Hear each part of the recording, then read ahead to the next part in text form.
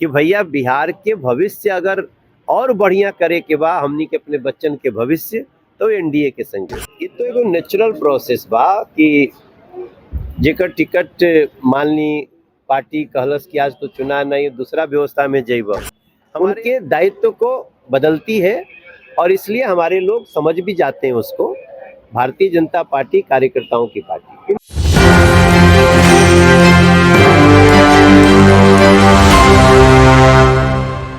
देखिए, मनोज तिवारी जो है बिहार आ चुके हैं। रामकृपाल यादव के नामांकन में कई बड़े सितारे जो है दानापुर में आए हैं, लेकिन वहीं दिल्ली से लगातार सांसद जीतने वाले मनोज तिवारी और भोजपुरी के बड़े स्टार जो है बिहार में आकर के एनडीए की तरफ से महागठबंधन पर बड़ा बयान दिया है।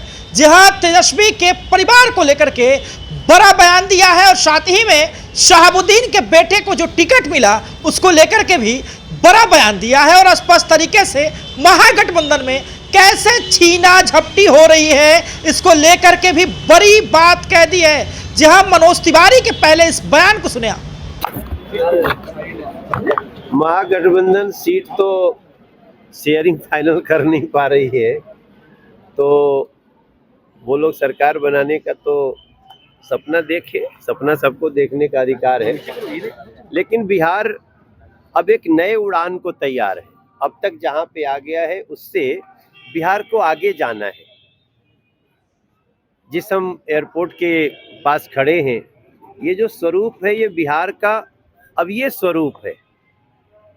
बिहार के सड़कें, बिहार के नदियों पे ब्रिज, बिहार के आईआईएम्स, बिहार के एम्स, बिहार के एयरपोर्ट्स, बिहार के घर घर में सस्ती बिजली, बिहार के खेतों को पानी और व्यापारियों को, नागरिकों को, महिलाओं को सुरक्षा, ये सब कुछ देने वाला एनडीए है।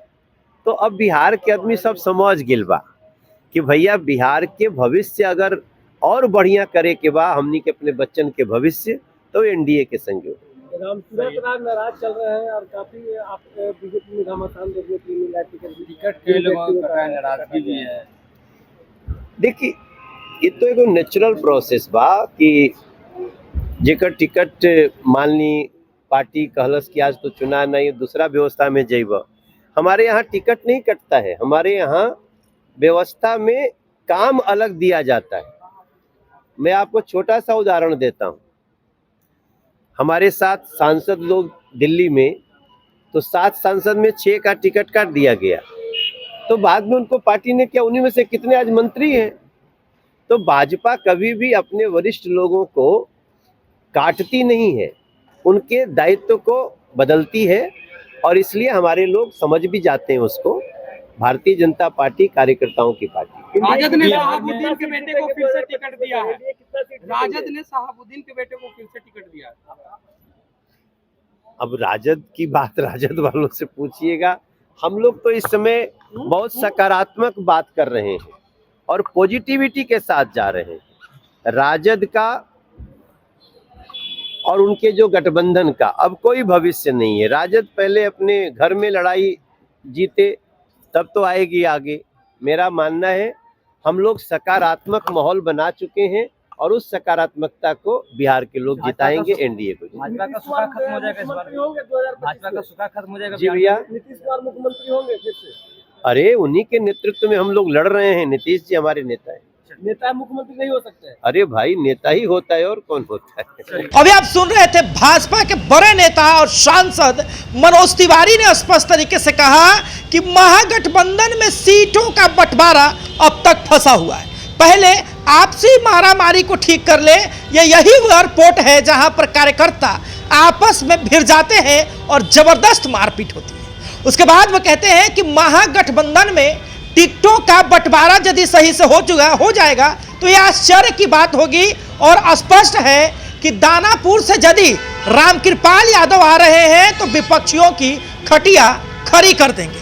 साथ ही में उन्होंने कहा कि एनडीए मजबूत है, मजबूती के साथ चुनाव लड़ रहा है और हम विकास की बात करते हैं। स्पष्ट तरीके से रामकृपाल यादव के नॉमिनेशन में कई बड़े नेता आए, लेकिन जिस प्रकार से ओसामा साहब, जी हाँ, शहाबुद्दीन, मरहूम शहाबुद्दीन के बेटे को टिकट देने को लेकर के जब पूछा गया तो उन्होंने कहा कि ये लोग दोबारा से जो है उसी राज की वापसी करना चाहते हैं जिसको बिहार भूलना चाहता है। हम इस चीज़ का समर्थन नहीं करते हैं। तेजस्वी यादव चुनाव लड़ने से पहले जो परिवार की लड़ाई है उसको सुलझा ले। और मनोज तिवारी के इस बयान से क्या कुछ प्रतिक्रिया बनता है आपका? अपनी प्रतिक्रिया हमें कमेंट बॉक्स में, और देखते रहें सभी अपडेट्स के लिए एक न्यूज़ 24 सहयोगी नीरज कुमार के साथ साहिल कुमार। धन्यवाद।